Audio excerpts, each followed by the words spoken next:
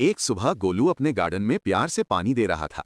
उसे नेचर से बहुत लगाव था। जंगल के किनारे गोलू को एक चमकता हुआ जादुई बीज मिला, जैसे कोई सीक्रेट छुपा हो। रात को गोलू ने बीज को गार्डन में लगाया और प्यार से पानी दिया। सुबह गोलू ने देखा कि रात भर में एक बड़ा रेनबो कलर वाला जादुई पेड़ उग चुका था।